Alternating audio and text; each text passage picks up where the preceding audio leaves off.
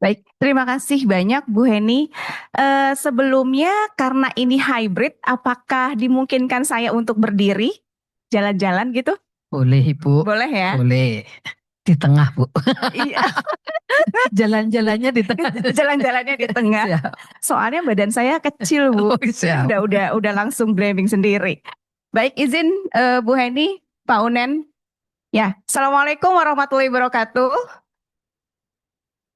Selamat pagi, Bapak Ibu semuanya. Senang rasanya hari ini saya bisa sharing tadi menurut Bu Heni soal bagaimana sih sebenarnya membangun ruang partisipasi publik di dalam pembentukan peraturan menteri.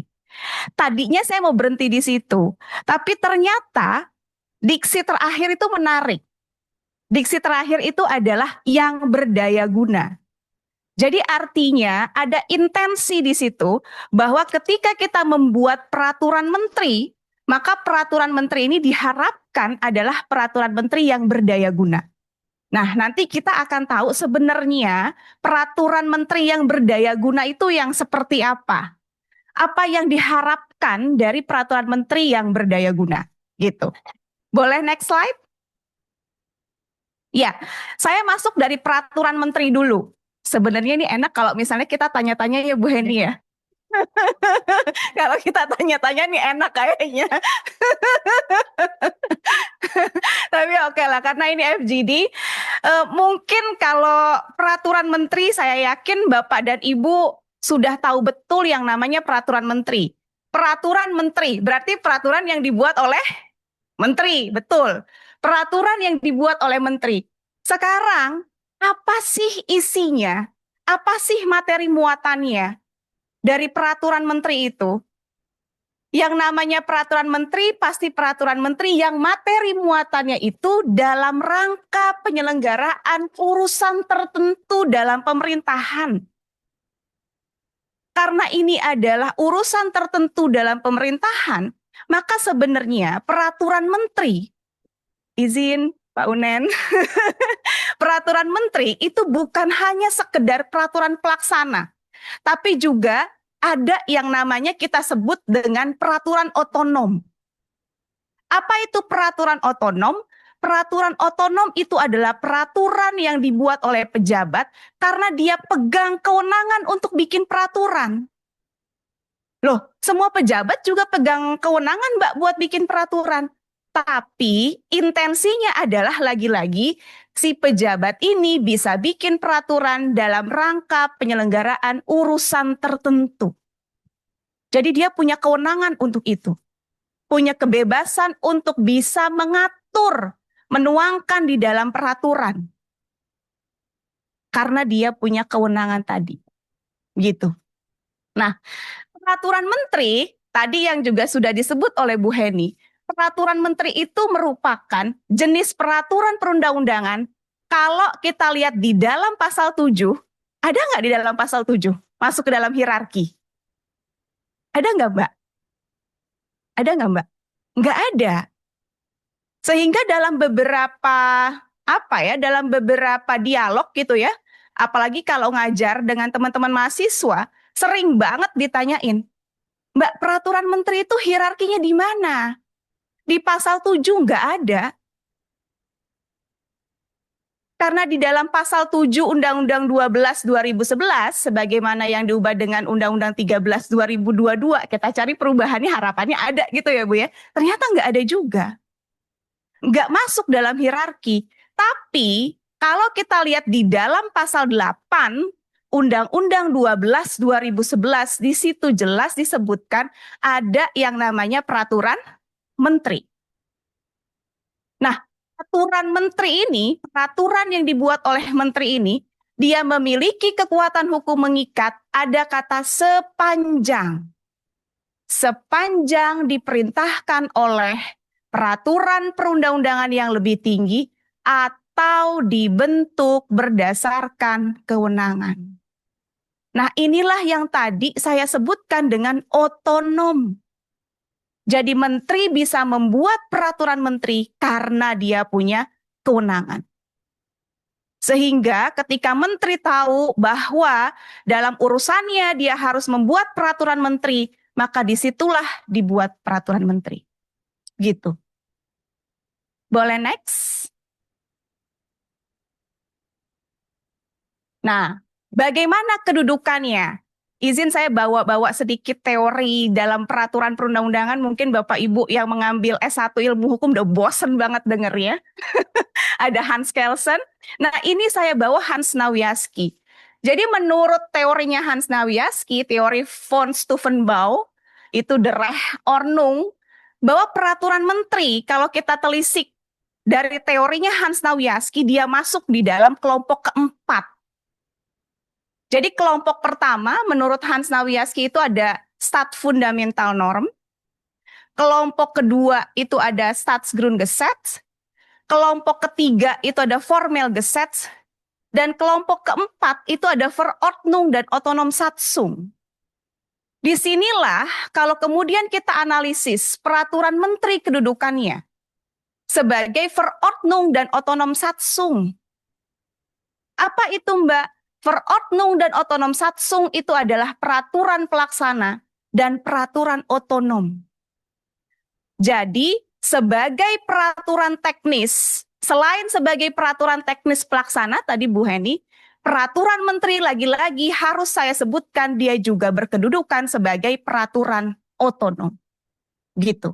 Nah, bedanya apa? Bedanya, kalau dari sisi kewenangan, ketika peraturan menteri itu sebagai peraturan pelaksana, maka dia lahir dari yang namanya kewenangan delegasi. Nah, kewenangan delegasi ini kita harus bisa membedakan karena ada kewenangan delegasi dalam ranah hukum administrasi negara dan ada yang namanya kewenangan delegasi dari ranah peraturan perundang-undangan. Tapi peraturan perundang-undangan, kewenangan dalam peraturan perundang-undangan ini tentu menjadi bagian dari lingkup kewenangan hukum administrasi negara. Nah, yang ini peraturan pelaksana lahirnya dari kewenangan delegasi. Apa Mbak kewenangan delegasi? Nah, kewenangan delegasi dalam peraturan perundang-undangan itu adalah kewenangan yang dilimpahkan. Kewenangan yang dilimpahkan dari peraturan perundang-undangan yang lebih tinggi ke peraturan perundang-undangan yang lebih rendah. Jadi kalau misalnya di undang-undang kita temukan kata ketentuan lebih lanjut tentang tata cara pengaturan misalnya aset negara, nah itu berarti adalah kewenangan delegasi. Gitu. Baru peraturan menteri ini berkedudukan sebagai peraturan pelaksana. Nah, tapi di peraturan otonom ini lahir dari kewenangan atribusi. Kalau kewenangan atribusi itu adalah kewenangan yang diberikan dari undang-undang dasar, dari undang-undang, kepada badannya, kepada lembaganya, atau kepada jabatannya itu. Untuk apa? Untuk membuat peraturan perundang-undangan. Jadi kalau menteri kemudian di dalam undang-undang diberikan kewenangan untuk membuat peraturan, maka menteri memegang yang namanya kewenangan atribusi. Dia bisa membuat peraturan menteri. Dalam konteks ini tentu peraturan menteri keuangan. Gitu. Boleh next?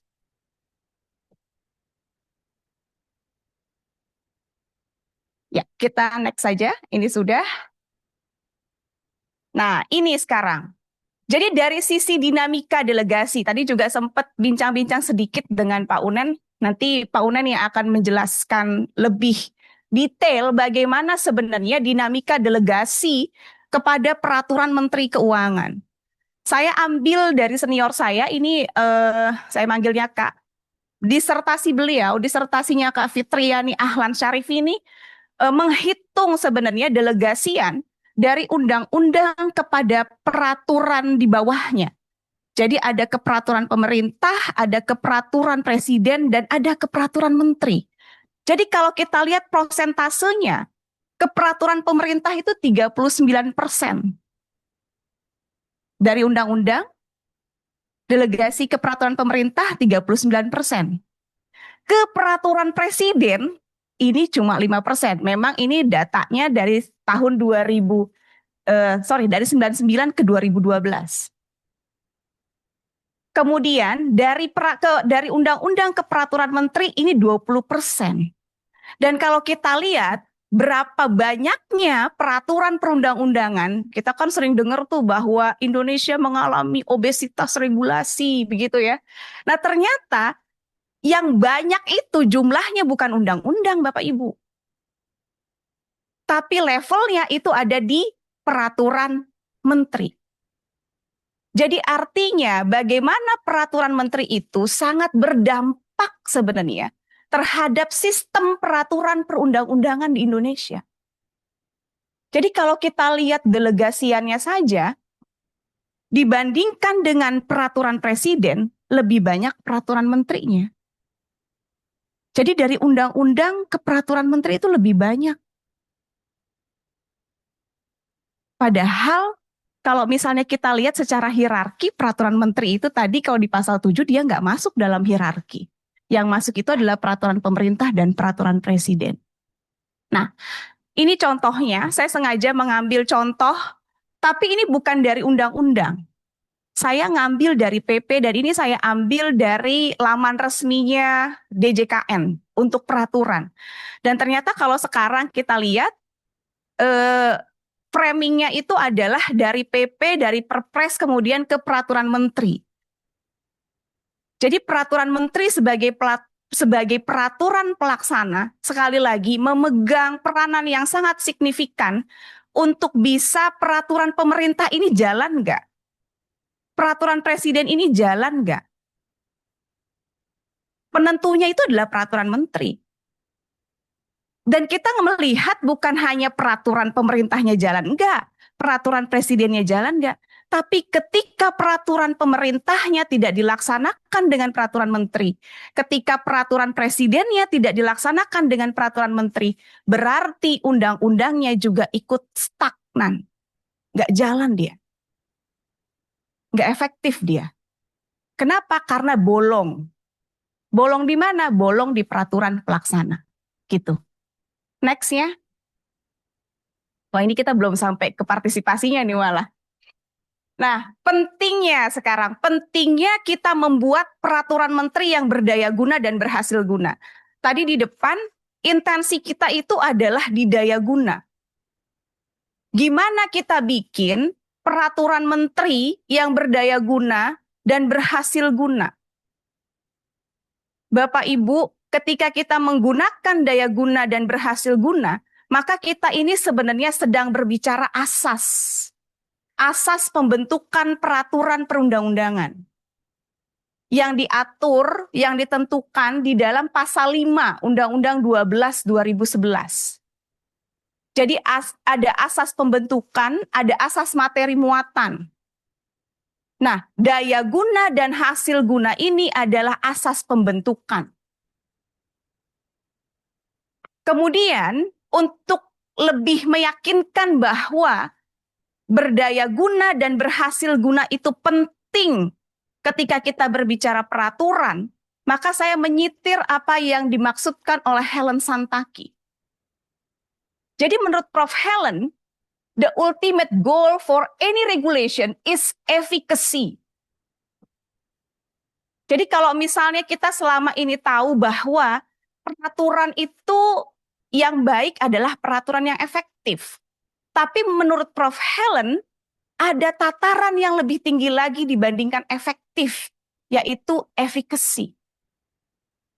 Efficacy itu apa, Mbak? Efficacy itu sebenarnya gabungan dari efektif dan efisien. Efektif artinya regulasinya, aturannya bisa mencapai tujuan.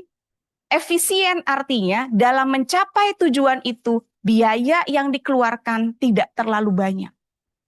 Jadi impact-nya full dengan biaya yang tidak terlalu banyak. Itu baru efficacy.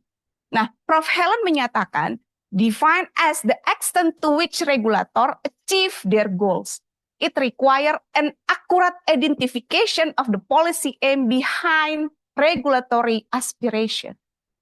Jadi bagaimana akurasi dari regulasi itu diperlukan. Nah, akurasi dari regulasi supaya disebut atau bisa kita sampaikan bahwa regulasi ini berdaya guna, efficacy itu apa?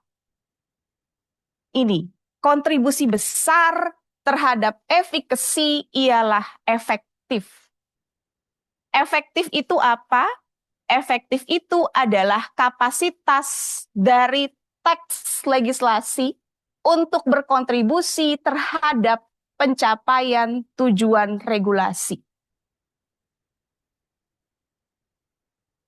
Jadi, ketika kita bikin peraturan menteri atau ketika kita bikin peraturan perundang-undangan, bahwa sebenarnya ada fenomena, ada permasalahan yang kemudian kita solusikan untuk bisa kita tuangkan melalui teks, melalui dokumen peraturan perundang-undangan. Artinya, teks itu, dokumen peraturan perundang-undangan itu harus bisa berkomunikasi. Teksnya berkomunikasi dengan siapa? Dengan subjek. Subjeknya siapa? Subjeknya bisa masyarakat, subjeknya itu bisa aktor dari implementator, bisa pemerintah, baik itu pusat maupun daerah, bisa badan tertentu, bisa lembaga tertentu. Nah, jadi keberhasilan teks ini adalah dengan komunikasi. Jadi kalau dari awal komunikasinya di dalam teks ini tidak berhasil, maka efektivitas dari sebuah peraturan itu juga bisa terganggu. Gitu. Nah, menurut Prof. Helen, efektif itu berkaitan erat dengan lingkungan di mana peraturan itu akan ditempatkan. Sehingga kultur sosial sangat mempengaruhi efektivitas. Jadi Bapak Ibu, kalau misalnya ini kita kaitkan dengan teori Lawrence Friedman, soal sistem hukumnya Amerika, dia bicara soal sistem hukumnya Amerika. Ada 3 faktor yang menjadi pengaruh sangat besar terhadap berlakunya sistem. Yang pertama itu adalah faktor substansi. Faktor aturannya. Yang kedua itu adalah faktor struktur. Struktur itu siapa? Termasuk aparat, aktor implementator itu struktur. Yang mempengaruhi struktur bergerak itu juga masuk ke dalam struktur. Yang ketiga itu adalah kultur. Sebaik apapun substansi, ketika kulturnya tidak mendukung, substansi itu tidak akan berhasil. Sebaik apapun substansi, kalau strukturnya tidak mendukung, substansi itu juga tidak akan berhasil. Gimana substansinya bisa berhasil? Komunikasi. Apa yang mau diatur di dalam substansi, dikomunikasikan dulu kepada struktur dan kepada masyarakat yang akan mempengaruhi kultur. Nah, komunikasinya dengan apa? Komunikasinya kemudian kita sebut dengan partisipasi. Begitu. Boleh kita next? Nah, partisipasi. Ini yang tadi disebutkan. Jadi efektivitas itu sangat didukung oleh ketepatan dan kejelasan dari teks. Jadi Bapak Ibu kita bayangkan sebuah solusi untuk permasalahan kemudian dituangkan dalam teks. Dituangkan dalam dokumen.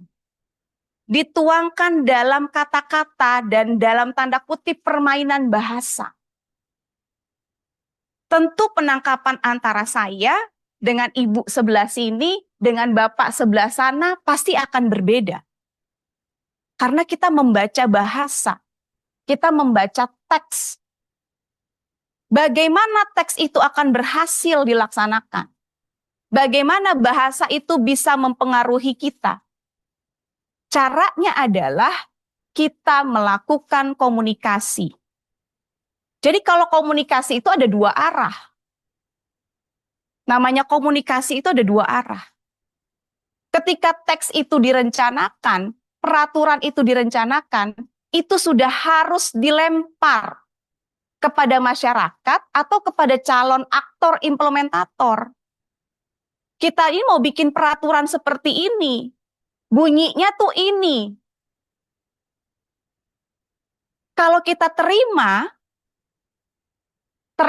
rancangan itu atau terima rencana itu, maka disitulah kemudian kita memberikan gagasan, kita bisa mengkritisi, kita bisa memberikan informasi, kita bisa perang data di situ.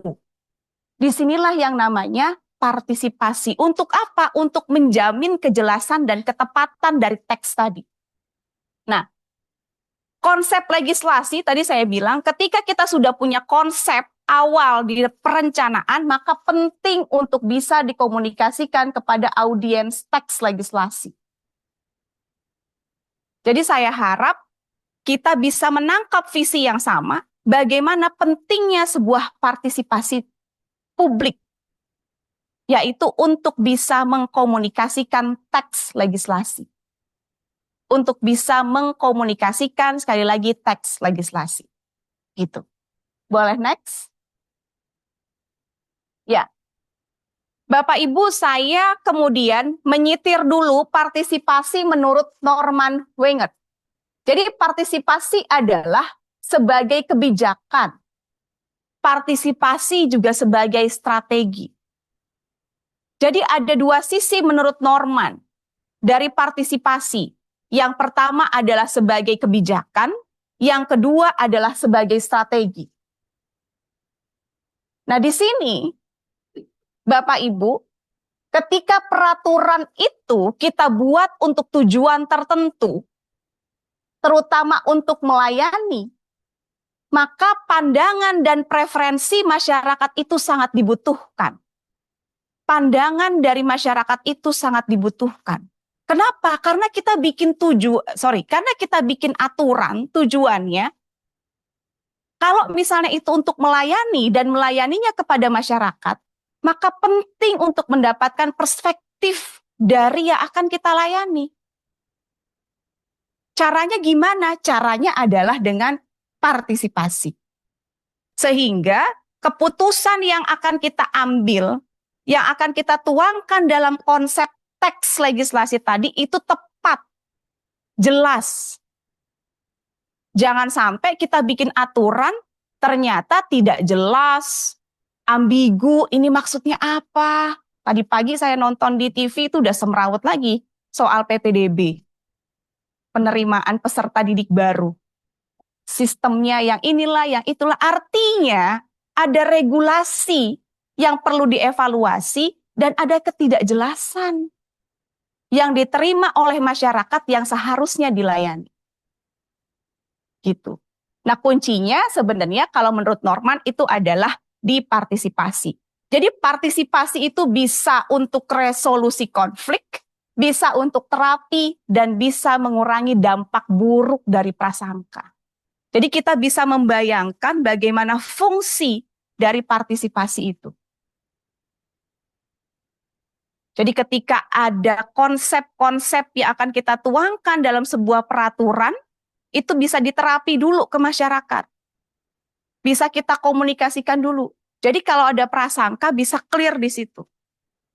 Jadi ini bisa meminimalisir gap sebenarnya. Boleh di next?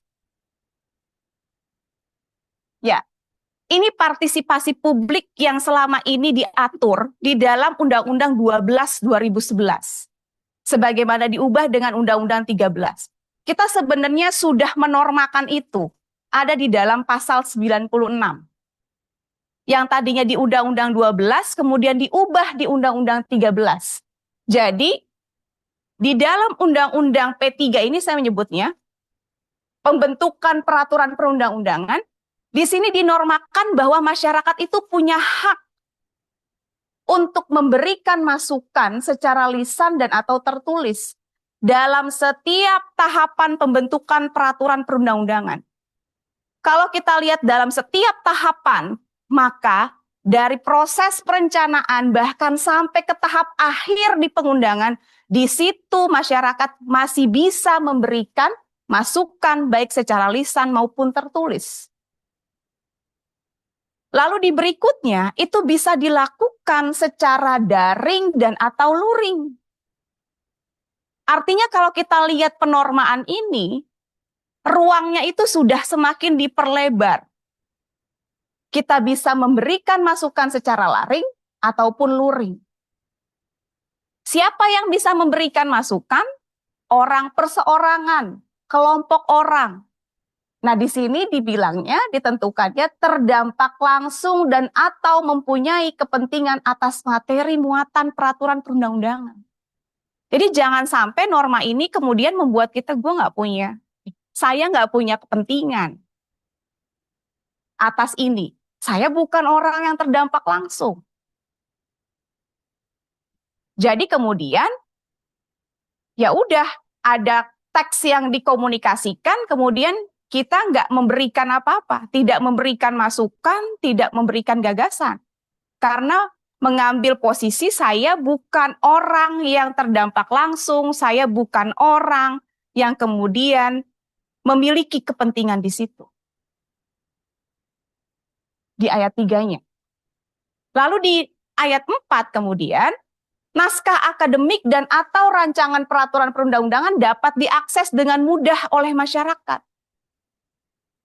Jadi dari mulai perencanaan itu seharusnya kalau sekarang ini zaman teknologi informasi yang sudah sedemikian rupa, itu sudah masuk ke dalam sistem informasi dan dapat diakses dengan mudah. Jangan sampai nanti kita akses kemudian private error. Gitu. Jadi ini ada jaminannya. Kemudian pembentuk peraturan perundang-undangan menginformasikan kepada masyarakat tentang pembentukan peraturan perundang-undangan.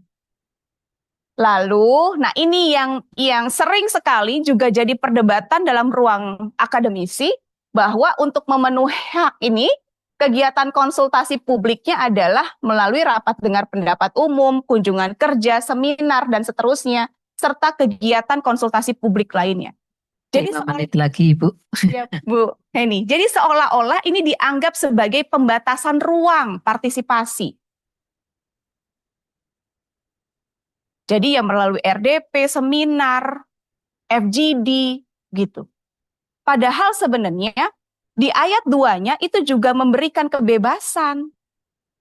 Kita tidak dibatasi ruang-ruang untuk bisa memberikan baik itu gagasan, pandangan, ataupun kritik terhadap bunyi teks yang sudah direncanakan. Boleh next. Nah, ini. Jadi, di dalam Undang-Undang 13 2022 sebenarnya sudah ada upaya untuk memperbaiki bagaimana partisipasi. Yang tadi kita lihat itu adalah pasal 96 dari Undang-Undang 13. Upayanya apa? Upayanya adalah untuk bisa mengakomodir putusan MK nomor 91 tahun 2020 tentang meaningful participation. Bahwa ada 3 prasyarat untuk yang namanya partisipasi. Yang pertama hak untuk didengar, yang kedua hak untuk dipertimbangkan, dan yang ketiga itu adalah hak untuk diberikan penjelasan. Jadi kalau kita mengakomodir semua ini, maka hak untuk didengar, hak untuk dipertimbangkan, dan hak untuk diberikan penjelasan itu sudah masuk. Tinggal bagaimana kita memiliki kesadaran selain tadi untuk menjalankan hak kita, tapi juga kita ini memiliki tanggung jawab untuk berkomunikasi. Untuk bisa menjamin sebuah teks itu tepat dan jelas. Kalau kemudian teks itu diundangkan menjadi sebuah legislasi positif. Begitu. Boleh next? Nah ini hak dari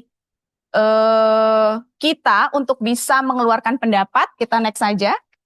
Jadi ini adalah jaminan hak kita. Ini juga jaminan hak kita ada di dalam pasal 28E dari Undang-Undang Dasar. Kemudian Undang-Undang HAM juga menjamin bahwa kita itu bisa turut serta dalam pemerintahan dengan langsung atau dengan perantaraan wakil yang dipilihnya. Boleh next saja. Nah, jadi terakhir ini penting. Bagaimana kita menjamin partisipasi? Tadi haknya sudah diberikan, sekarang tinggal kita bisa melaksanakan itu, dan kemudian aktor implementator atau si pejabat itu bisa menjamin partisipasi. Boleh next. Nah, yang pertama dan paling utama itu harus disediakan ruang untuk bisa kita berpartisipasi. Dari sisi apa? Dari sisi struktur dan dari sisi kultur. Kalau kita pakai tambahan satu menurut Pak Suryono Sukanto, maka juga dari sisi sarana dan prasarana. Dari sisi struktur kita lihat, kalau kita mau membuka ruang itu, mau menyediakan ruang itu, maka kapasitas, strategi komunikasi, politik kepentingan, mekanisme bisnis dalam bentuk SOP dan pedoman itu harus ada. Kapasitas dari strukturnya seperti apa? Strategi komunikasi politiknya seperti apa? Ini harus dipertimbangkan di dalam ranah struktur. Yang kedua dari ranah kultur, kita sebagai pemegang hak, tadi warga negara, kapasitas kita cukup atau tidak? Kalau kita bilang tidak cukup, maka selamanya partisipasi tidak akan terjadi. Maka upaya literasi digital dan sebagainya itu terus dilakukan. Yang kedua adalah persoalan kesadaran.